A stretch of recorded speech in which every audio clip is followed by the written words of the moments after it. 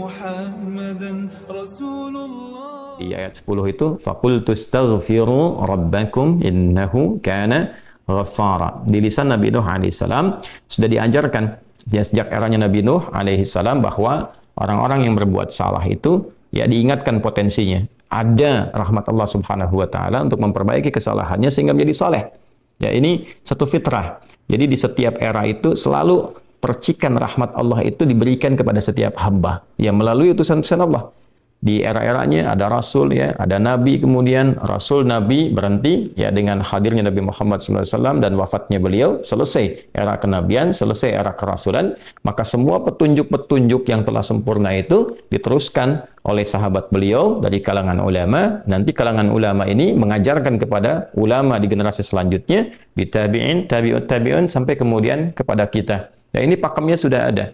Jadi dalam diri kita ini boleh jadi setiap manusia itu kan tidak ada yang suci. Ya, kecuali para nabi dan rasul yang memiliki sifat maksum, dijaga dari kesalahan. Boleh jadi saya, Anda, kita berbuat satu kesalahan, tapi rahmat Allah menjadikan kita itu mendapatkan fitrah untuk memperbaiki itu. Nah, ini yang nggak dimiliki oleh setan. Setan itu salah ya salah, kan?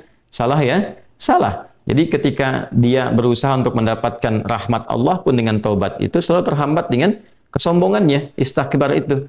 Ya, satu kali ditawari untuk bisa mendapatkan ampunan pun, ya lalu diberikan satu syarat untuk hormat kepada jasadnya Adam pun, kan, itu tetap kemudian dia abai. Sekali lagi saya ingatkan untuk menekankan bahwa kita ini tercipta sebagai manusia, bukan setan.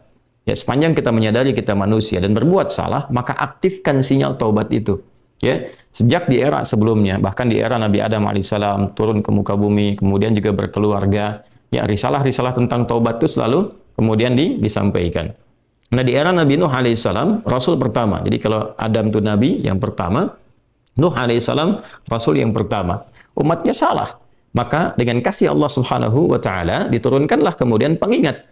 Ya, lewat fitrah kemanusiaan ini. Lewat Nabi Nuh alaihissalam disampaikan, faqultu astaghfiru rabbakum innahu kana ghaffara. Ya, maka aku tegaskan kepada kalian, istaghfiru rabbakum, cepat istighfar, cepat balik lagi. Ambil kalimat-kalimat ampunan, ambil kalimat-kalimat tobat ya dari Allah Subhanahu wa taala, menggunakan Rabb tuh yang telah menciptamu, merawatmu, menyayangimu, mengingatkan.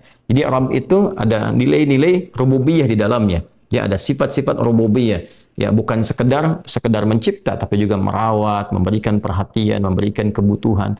Kalau dalam bahasa bebasnya Allah seakan ingin mengatakan, hei, aku kan yang cipta engkau, ya kan? Engkau berbuat salah, aku berikan kesempatan untuk saleh. Aku kirimkan di kalimat taubat, aku berikan kesempatan untuk memperbaiki diri. Kenapa engkau nggak ambil, ya kan? Ya, indah sekali gitu. Ya, aku ciptakan engkau salah, aku berikan jalan saleh. Kenapa ketika aku berikan jembatan untuk memperbaiki diri, engkau tidak ambil? Maka lewat Nabi Nuh alaihissalam, sejak di era kerasulan pertama itu diingatkan. Sampai nanti puncaknya di era Nabi Muhammad sallallahu alaihi wasallam. Faqultu astaghfiru rabbakum innahu kana ghaffara. Kata Nabi Nuh alaihissalam, aku tegaskan, innahu kana ghaffara. Sungguh Allah Subhanahu wa taala itu telah menetapkan pada dirinya bahwa Ia Maha mengampuni seluruh dosa-dosa. Jadi ada ghafir, ya, ada ghaffar, ada ghafur, dan nanti dilekatkan dengan rahim pada puncaknya. Ya. Misalnya di surat Ghafir, di ayat yang ketiga, Ghafirid dzambi wa qabilit taubi. Itu menggunakan kata Ghafir. Lalu kalau kita jadikan superlatif, ya, dinaikkan lagi tingkatnya menjadi lebih banyak, terus mengampuni dosa, mengampuni lagi, itu dirubah kalimat dari Ghafir menjadi Ghaffar. Kalau tanpa batas diberikan kemudian sifat yang ketiga yaitu Ghafur. Ya, kalau hamba menyimpulkan apakah memang masih diterima, maka Allah turunkan puncaknya berupa sifat rahmatnya, rahim. Qul ya ibadiyalladzina asrafu ala anfusihim la taqnatu min rahmatillah. Innallaha yaghfiru dzunuba jami'a. Quran surah ke-39 ayat 53. Balik ke sini. Ya, jadi ini gambaran yang pertama. Sejak di era kenabian turun yang Al-A'raf ayat 23 itu Rabbana zalamna anfusana. Kan Nabi Adam alaihissalam mendapatkan kalimat itu. Lalu di era Nabi Nuh alaihissalam sebagai rasul pertama diingatkan juga dengan potensi sifat-sifat kebaikan ini yang menjadikan manusia tertuntun untuk senantiasa berbuat baik. Lalu apa sifat rahmatnya? Ya, kalau kita kembalikan ke konstruksi Al-Baqarah ayat 37, tadi kan saya katakan di awal ya, Allah menegaskan seorang yang taubat ingin merubah dirinya dari salah menjadi saleh, bukan sekedar dituntun oleh Allah, tapi juga dipercikan kasih sayang Allah kepadanya. Rahmat Allah diberikan. Ya, Kembali ke Quran surah kedua ayat 37 itu, fatalaqqa Adamu min rabbih kalimatin fataba alaihi innahu huwat tawwabur rahim. Jadi bukan tawwab saja, tapi rahim juga. Bukan sekedar Allah terima taubatnya, tapi kasih sayang Allah pun diberikan kepadanya. Nah, apa di antara jenis kasih sayang yang Allah berikan kepada seorang hamba yang mau taubat? Ya, maka diteruskan ayatnya sampai 12 di sini. Imam Al-Bukhari menyantumkan di sini sampai ayat 12. Yursilis samaa 'alaikum midrara wa yumdidkum bi amwalin wa banina wa yaj'al lakum jannatin wa yaj'al lakum anhara. Allahu akbar. Ya, justru di sini teman-teman sekalian, istighfar itu ya permohonan ampun kepada Allah Subhanahu wa taala, ya, permohonan rahmat Allah Subhanahu wa taala, kembali kepada Allah, mengoneksikan diri kita kepada yang Maha Baik. Itu di antara percikannya adalah mendapatkan lapangan kebaikan. Yursilis samaa 'alaikum bidrara. Ya, walaupun Anda mendapatkan kesulitan dalam berkehidupan, bahkan yang sifatnya luas ya secara sosial. Kalaupun tanahnya gersang, ya, kalaupun kemarau berkepanjangan, itu ternyata dengan satu daerah itu, satu desa itu, satu wilayah itu mengoneksikan diri mereka kepada Allah, beristighfar. Ini faedahnya istighfar. Dengan beristighfar kepada Allah, taubat dari maksiat, ternyata bisa mendatangkan rahmat bukan hanya untuk pribadinya, untuk satu wilayah. Ya, ini pelajaran dari Quran. Ya, Allah akan memberikan kesan begini, jangankan bagi setiap personalnya, setiap orangnya. Ya kan? Ada masalah sekampung pun, contohnya kekeringan misalnya, contohnya kemarau, lalu sekampung itu, ya, atau ada orang-orang soleh di situ yang membiasakan taubat kepada Allah, istighfar kepada Allah, mengoneksikan dirinya kepada Allah, ya kan? Itu luar biasa, percikan rahmat Allah. Ya, apa di antaranya? Yursilis sama ya 'alaikum midrara. Allah memerintahkan kepada langit itu untuk menurunkan hujan. Ya, dengan curah yang memberikan maslahat. Kemudian wa yumdidkum bi amwalin wa banina. Ya, lantas kemudian melapangkan kepada engkau urusan hartamu. Ya, bahkan memberkahi engkau dengan keturunan-keturunan yang baik. Jadi Masya Allah, ya, orang tua yang rajin istighfar, suami yang rajin istighfar, itu ternyata bukan sekedar menjadikan ia mendapatkan penerimaan taubat. Dia berhenti dari perbuatan maksiat, usaha-usaha yang tidak baik, dagang yang tidak benar, dengan perbuatan curang, ya, perbuatan menipu, perbuatan-perbuatan yang tidak elok, korupsi, jauhi potensi itu. Disogok dia hindari, diajak korupsi dia jauhi dan sebagainya. Lalu konsisten pada kebaikan dan dia isi dengan istighfar. Astaghfirullahaladzim, astaghfirullahaladzim. Rabbana zalamna anfusana wa illam taghfir lana wa tarhamna lanakunanna minal khasirin. Dia konsisten pada kebaikan itu, wa yumdidkum bi amwal. Allah akan lapangkan dia pada harta-harta yang lebih berkah. Allahu akbar. Ya. Jadi diberikan kelapangan dulu pada dirinya, kemudian diberkahi hartanya, jadi berapapun yang dia dapatkan, Allah berikan berkah padanya. Sehingga dia merasakan kebahagiaan dengan harta itu. Karena ada orang yang merasa seperti kelihatan banyak, tapi tidak menikmatinya. Ya, baik itu boros, baik itu merasa kayaknya banyak tapi nggak kepake. Ya, barang-barang habis beli ini lagi, tapi memuaskan nafsunya saja. Ya, temannya ngajak begini, dia harus terpaksa beli. Kadang-kadang ngutang, atau mungkin dia dapatkan sesuatu tapi jalan-jalan yang haram, jalan yang salah. Dia tidak menikmatinya, dan ini yang paling bahaya. Ya, ini yang paling bahaya. Lawan lapang kan sempit. Jadi hartanya kayak banyak, tapi menyempitkan kehidupan rumah tangganya. Ya, hubungan suami istri jadi nggak enak, dengan anak jadi nggak nyaman. Itu ciri keberkahan biasanya. Ya, ciri keberkahan yang tidak didapatkan. Jadi kalau berkah itu dapat, walaupun terlihat kuantitasnya nggak sama dengan orang, dia 100 juta, ini 1 juta, tapi kenikmatannya luar biasa. Ya, di rumah ada kebahagiaan, hubungan menjadi nyaman, apa yang ditata itu bermanfaat, yang dimakan menjadi daging, dari daging itu terkonstruksi menjadi pengetahuan, jadi macam-macam, jadi energi, ya energinya dipakai pada kebaikan. Sebaliknya yang terlihat seperti banyak, kayaknya banyak nih, ya, tapi tidak memberikan kebahagiaan. Di rumah nggak bahagia, tidak memberikan dampak energi positif, ke ibadah jadi malas. Ya, itu ciri pertama kalau harta kurang berkah itu, apalagi tidak berkah, itu pasti menurun kesolehannya, meningkat kesalahannya. Pasti itu. Ya, jadi mulai menurun nih, sholat mulai menurun, baca Quran mulai menurun. Nah, kesalahan mulai meningkat. Makan mulai salah, minum mulai salah. Yang tadinya minum yang baik-baik, sekarang minum yang tidak baik dan sebagainya. Nanti kalau sudah begini, pasti hubungan di rumah tangganya pun nggak akan jadi baik gitu. Ya, dan itu akan terbawa dalam kesempitan. Nah, cara untuk mengatasi itu, ini balik ke Quran surah Nuh tadi, di ayat 10 sampai dengan ayat 12. Kalau kita menyadari kemudian itu salah, lantas ingin memperbaiki diri, kembali kepada Allah, perbaiki diri kita, ya, lalu mengingat Allah, menyesali apa yang telah dilakukan, berjanji untuk berbuat baik, itu tidak tanggung apa yang Allah jawab. Ya, Kalaupun ada satu kelapangan yang tidak berkah tadi, diganti oleh Allah, dihilangkan yang kurang baiknya, dilapangkan dengan yang baik-baiknya. Lalu setelah itu dijaga keluarganya. Jadi memberikan kesan bahwa ada hubungan yang korelasi secara langsung antara harta dengan keluarga, dengan anak keturunan.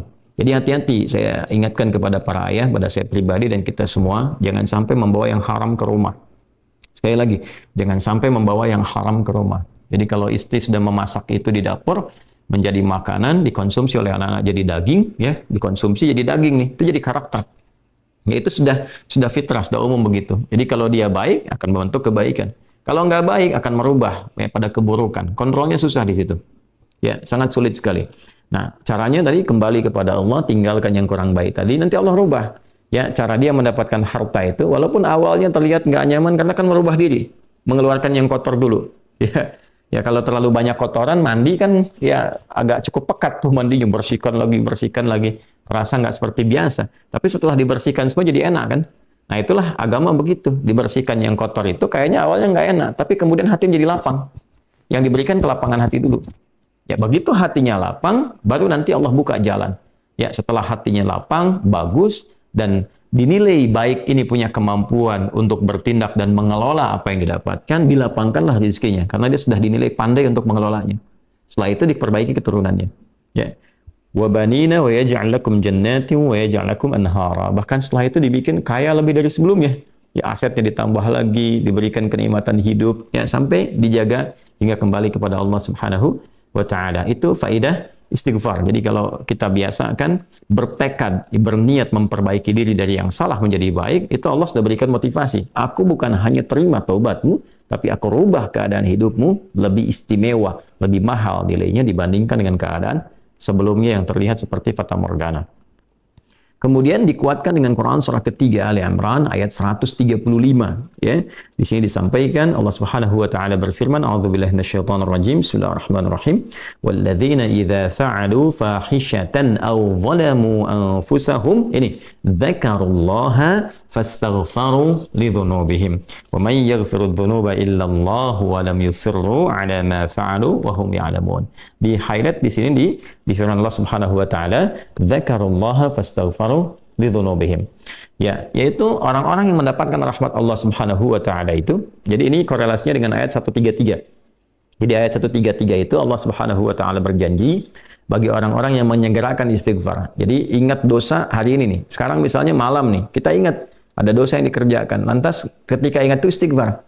Istighfar, minta ampun sama Allah, gitu kan? Itu menyegerakan sesuatu tanpa jeda disebut dengan sara'a. Ya, sara'a. Jadi ada sa'a, ada sara'a. Kalau sa'a itu menyegerakan sesuatu dengan persiapan. Ya, makanya besok nih ada Jumatan menggunakan sa'a. Fas'au bukan fasari'u.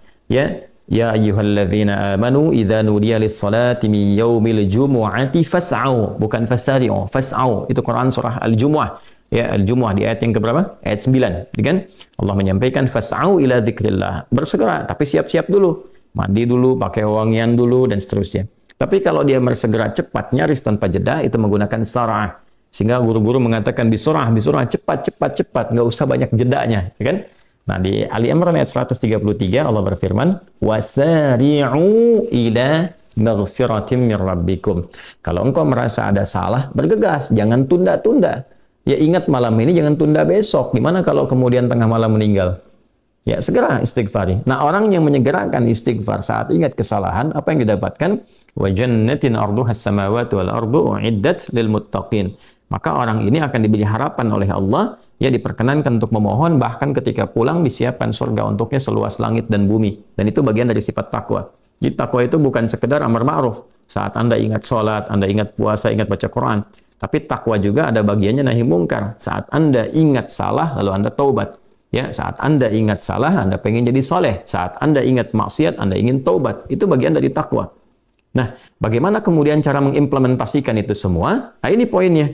Ya, walladzina idza fa'alu fahishatan aw zalamu anfusahum dzakarullaha fastaghfaru lidzunubihim. Itu orang-orang. Ini menggunakan, sering diterjemahkan dengan orang-orang yang, gitu kan? Walladzina, alladzina disebutkan 1080 kali dalam Al-Quran setidaknya. Ya mencakup semua tanpa batas. Laki-laki, perempuan, besar, kecil, tua, muda, punya jabatan, tak punya jabatan, semua tanpa kecuali. Artinya, semua orang dengan keadaannya, berpotensi berbuat salah. Ya, kecuali tadi Nabi dan Rasul yang punya sifat maksum. Ya, Allah jaga dari kesalahan. Kita yang bukan Nabi, bukan Rasul, itu berpotensi salah. Apapun profesinya, apapun jabatannya, apapun tugasnya, berpotensi salah. Ya, pun demikian termasuk saya. Pasti salah, pasti. Nggak ada yang nggak salah. Jadi kalau ada yang mencari kesalahan, misalnya saya pribadi, pasti menemukan. Pasti. Dan percuma mencari kesalahan manusia. Karena pasti ditemukan. Ya, dan ini catat yang paling penting.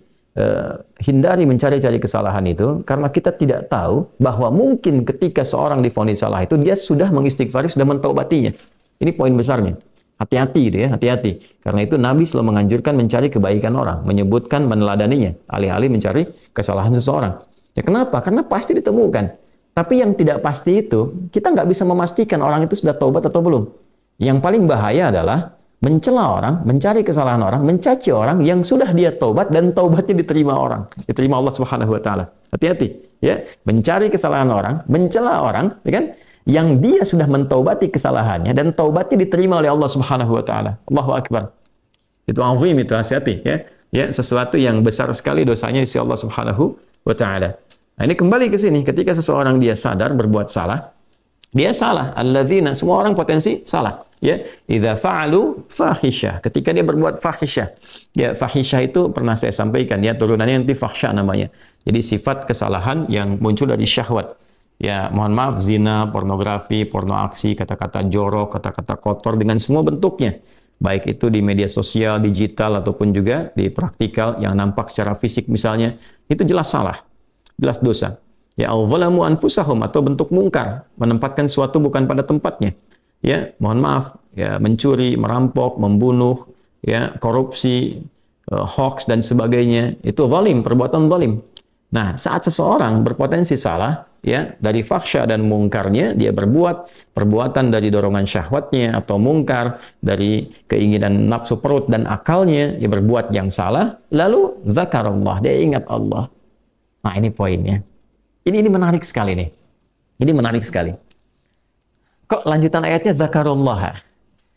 Bukan dia sadar bahwa dia itu telah berbuat salah. Kenapa zakarullah? Ini poinnya. Ya. Karena Allah ingin selalu menautkan sifat seorang hamba menjadi baik itu dengan rahmatnya. Ini poinnya. Jadi kalau bukan rahmat Allah Subhanahu wa taala, mustahil kita bisa mengarah pada kebaikan. Allahu akbar. Ya, lillah karena Allah. Lillah karena Allah. Ya, jadi orang-orang yang bertaubat dengan merasakan rahmat Allah itu beda. Dengan sekedar dia pengen memperbaiki, lain rasanya, lain. Ya, jadi kalimat zakarullah itu mahal sekali. Jadi ingin memberikan dampak kesadaran kepada kita bahwa hey, Allah tuh nggak ninggalkan kamu. Ya, Allah tahu kamu salah, tapi sepanjang nyawa kamu belum sampai ke kerongkongan, kamu diberi potensi untuk taubat. Ayo taubat. Kan sering saya ungkapkan, Firaun saja, Fir'aunnya dikirimkan 2 nabi, Musa dan Harun. Ya, sebagai keadilan Allah, kasih Allah dan adilnya untuk memberikan hidayah. Ya, sampai titik puncak kan nyawanya di kerongkongan. Cuman sayang kan dia sendiri yang memilih untuk tidak mengambil hidayah itu. Sampai nyawanya di kerongkongan. Sampai tenggelam itu. Nah, itu sudah disampaikan informasinya, kisahnya, jejak sejarahnya sampai sekarang diabadikan supaya seluruh anak cucu Adam itu sadar jangan berbuat yang seperti itu. Ya, sekali lagi hanya setan yang tidak kenal taubat. Zakarullah, dia ingat Allah. Nah, sekarang tinggal kita mempelajari. Ketika ingat Allah itu apa yang harus dihadirkan? Tadi poinnya. Allah tawarkan kita bukan hanya sekedar jadi baik. Rahmat dibuka, kasih sayang dibuka, kelapangan hati dibuka. Ya, makanya saya barangkali juga ingin menekankan materi-materi semacam ini, yaitu penting untuk disampaikan. Ya, kepada saudara-saudari kita barangkali yang sekarang dengan kasih sayang Allah itu ya diisolasi di satu tempat seperti lapas misalnya, lembaga permasyarakatan. Boleh jadi itu kasih Allah untuk diperbaiki sehingga dia konsisten bisa berbuat baik saja di dalam. Ya, terjaga dari perbuatan-perbuatan di luar, dikontrol supaya bisa kembali pada jalan yang baik. Dia bisa di dalam, bisa memperbaiki diri, istighfarnya enak, bisa ngaji, kadang ketemu ke masjid dan sebagainya. Kalau ini dimanfaatkan dengan baik, Allahu Akbar, Allah kasih kelapangan. Ya, walaupun mungkin tinggal di tempat yang sempit, terasa kemudian dibatasi dengan sel-sel, tapi hatinya lapang, itu luas, megah, dan jadi nikmat. Ya, orang butuh waktu untuk menghafal, butuh suasana. Anda punya tempat yang cukup ideal untuk menghafal Quran, memperbaiki diri, dan fikihnya ada kan. Dan Dan sangat jelas sekali kenapa di antara kisahnya Nabi Yusuf alaihissalam ya diizinkan oleh Allah untuk masuk ke dalam ruang itu untuk memberikan sebuah pencerahan sehingga menemukan modelnya. Ini model orang salah yang mau jadi saleh.